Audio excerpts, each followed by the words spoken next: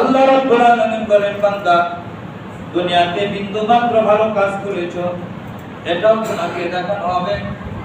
দুনিয়াতে যে মন্দ কাজ করেছো অল্প সামান্য এমন কাজ করেছো, মন্দ কাজ তুমি মনে করো না এটা গুনাহ হয়েছে, অথচ আল্লাহ রাব্বুল আলামিন তোমার আমলনামায় এটাও লিখে রেখেছেন। অতএব আপনার জীবনের আমার জীবনের সমস্ত সময় আল্লাহর দরবারে লিপিবদ্ধ হচ্ছে, ঠিক কি না? এই জন্য আবার আপনার প্রতিটা পদক্ষেপ হবে বুঝে বুঝে, ঠিক কি না? যেহেতু আল্লাহ তাআলা সবকিছু দেখছেন, আল্লাহ তাআলা জানিয়েছেন কিরামান কাতিবিনা ইয়ালামুনা মা তাফআলুন। যেটা বলি আল্লাহু আকবার। আল্লাহ রাব্বুল আলামিন বলেন, তোমার দুই কাঁধে দুইজন সম্মানিত লেখক আছে না নাই? আছে? একজন মানুষ না, একজন মানুষের সাথে আছে আরো দুইজন, তাহলে মানুষের সাথে কয়জন? তিনজন। অল টাইম আপনার সাথে তিনজন ব্যক্তি অল টাইম আছে। এটা আমার কথা না, আল্লাহর কথা। আল্লাহ পাক জানিয়েছেন কিরামান কাতিবিন, একজন এই কাঁধে একজন এই কাঁধে আপনার লেখক বসে আছে, তাদেরকে দুটি খাতা ধরিয়ে দেওয়া হয়েছে। আপনি যদি ভালো করেন এটা উনি লিখে ফেলেন, আপনি যদি মন্দ করেন এটা উনি লিখে ফেলেন। কতক্ষণ? যতক্ষণ আপনার দেহ থেকে রূহ বের হবে ততক্ষণ পর্যন্ত তাদেরকে আল্লাহ তাআলা এই দায়িত্ব দিয়ে রেখেছেন। বলেন সুবহানাল্লাহ। এই যে লেখছে এটার নাম হলো আমলনামা। এটার নাম কি?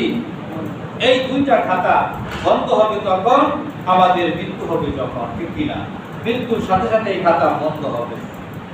খাতা বন্ধ হয়ে যাবে, আর লেখা হবে না। আপনার আমলনামা একেবারে অফ হয়ে যাবে। বিশ্ব নবী জানিয়েছেন মরার পরও মানুষের আমলনামা চালু থাকে। যদি তিন কায়দায় মানুষের আমলনামা চালু থাকে, যদি মৃত ব্যক্তি দুনিয়াতে থাকতে যদি সদকায়ে জারিয়া করে, কি করে? সদকায়ে জারিয়া করে। মসজিদে টাকা দিয়েছেন, মসজিদ নির্মাণ করেছেন, কার্পেট কিনে দিয়েছেন, টাইলস লাগিয়েছেন, মাদ্রাসার জন্য ফুল কাটবার মাদ্রাসা নির্মাণ করেছেন, এতিমখানা, এইগুলি আমি আপনি মরে গেলেও এটা চলবে, চলবে না? এই যে টাইলসের টাকা আপনারা যারা দিচ্ছেন, আমি আপনি মরে গেলেও এই টাইলসের উপর লোকজন নামাজ পড়বে, পড়বে না? এই যতদিন নামাজ পড়বে মরে গেলেও কবরে এটার সওয়াব আপনার কবরে যেতেই থাকবে। বলেন সুবহানাল্লাহ। এটা হলো সদকায়ে জারিয়া। এটার নাম কি? অথবা এমন সন্তান বানিয়েছেন যে সন্তান কোরআনের উপর আমল করে, কোরআনের কথা বলে, কোরআন নিয়ে চলে, কোরআনকে বুকে ধারণ করে, কোরআনের কথা মানুষকে বলে। বিশ্ব নবী জানিয়েছেন ওই ছেলে কোরআনের উপর যত আমল করবে, কোরআনের কথা যত মানুষকে বলবে আর যত নেক হবে, এই সমস্ত সওয়াব ওই বাবার কবরে যেতেই থাকবে। বলেন সুবহানাল্লাহ। 3 নাম্বার বিশ্ব নবী জানিয়েছেন, অথবা তুমি নেক সন্তান তৈরি করেছো, ওয়ালাদুন সালিহুন, এমন নেক সন্তান যে সন্তান মা বাবার কবরের পাশে দাঁড়ায়া মৃত্যুর পরে দুই হাত তুলে চোখের পানি ছেড়ে দিয়ে দোয়া করবে, রাব্বির রহমহুমা কামা রাব্বায়ানি সাগীরা। জোরে বলি আল্লাহু আকবার।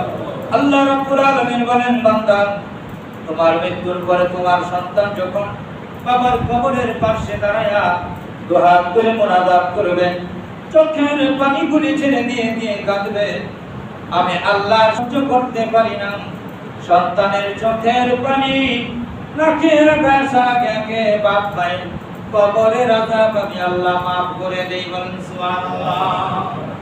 তাইলে পরে নেক সন্তান তৈরি করা। কি সন্তান? অনেকে বলবেন হুজুর ছেলে মেয়ে এখন বড় হয়ে গেছে, এখন কোন কায়দায় তৈরি করবে? এরা তার মাদ্রাসা যাবে না, যাবে না তো বুড়া হয়ে যাচ্ছে, ভালো চাকরি হয়ে গেছে। আল্লাহ নবী এটার ফর্মুলা বলে দিয়েছেন, তুমি আলেম হবে, তাহলে সন্তানদের আলেম বানাবে। এটাও হলো না, নিজে আলেম হলাম না, সন্তানদের বানাতে পারলাম না। আল্লাহ নবী বলেন আলেমের শ্বশুর হবেন, তা পারলাম না, আলেমের দাদা হব, এগুলো তো পারা যাবে, তাই না? আলেমের কি হবো? দাদা হবেন, আলেমের নানা হবেন। আল্লাহ নবী বলেন কোনটাই তোমার নসিব হলো না। তাইলে শেষে বিশ্ব নবী বলেছেন, অন্তত একজন আলেম যখন হেঁটে যাবে ওই আলেমের পিছনে পিছনে তুমি হাঁটবে। বলেন সুবহানাল্লাহ। তুমি উপরে ওই পিছনে পিছনে হাঁটো। আলেম যেখানে পা রেখেছে ওই জায়গায় যদি তোমার পা পড়ে যায়, হতে পারে আল্লাহ তাআলা কিয়ামতের দিন এই উসিলায় তোমারে মাফ করে দিতে পারে কি পারে না। অর্থাৎ এই জন্য এই কথাটা বলার উদ্দেশ্য হলো নিজে আলেম না হতে পারলেও আলেমদেরকে ভালোবাসা। আলেমদেরকে কি করা? কারণ আলেমরা সরাসরি নবীর ওয়ারিস। আল উলামা ওয়ারিসাতুল আম্বিয়া, আম্বিয়া ওয়ারিসাতুদ দ্বীন। আলেমরা সরাসরি নবীর ওয়ারিস। এদেরকে নাইবে রাসূল বলা হয়। কি বলা হয়? আর কোন নবী আসবে না দুনিয়াতে, বিশ্ব নবীর আনিত দিনটা আলেমরা ধরে রাখবে কিয়ামত পর্যন্ত। এই জন্য আলেমদেরকে ভালোবাসার মনোমানসিকতা তৈরি করতে হবে, ঠিক কিনা? অনেক লোক আছে মৌলবি দেখলেই খালি মুখ ছিটকা, কাট মোল্লা কাট মোল্লা, কেন ঠিক কিনা? দেখতেই ভালো না, ওই দেখলে কাট মোল্লা দল এরকম এরকম টাইটে করা যাবে না। তাইলে পরে আপনার আমল ইবাদত দিয়ে আপনি পার হইতে পারবেন না। যদি আলেমদের কাট মোল্লা বলে তাহলে আপনাদের বিপদ হবে, ঠিক কিনা? এই জন্য কাট মোল্লা বলা যাবে। কাটকেন তো আর বানাইছেন আল্লাহ, আপনি কেন কাটের মোল্লা বলেন, ঠিক কিনা? এই জন্য আসুন আল্লাহ তাআলা আমাদের সকলকে এই মুহররম মাসে নবীদেরকে যেভাবে আল্লাহ তাআলা নাজাত দিয়েছেন, আমাদের সকলকে যেন এই মুহররম মাসে আল্লাহ তাআলা নাজাতের ব্যবস্থা করে দেন। সকলে বলে আমিন।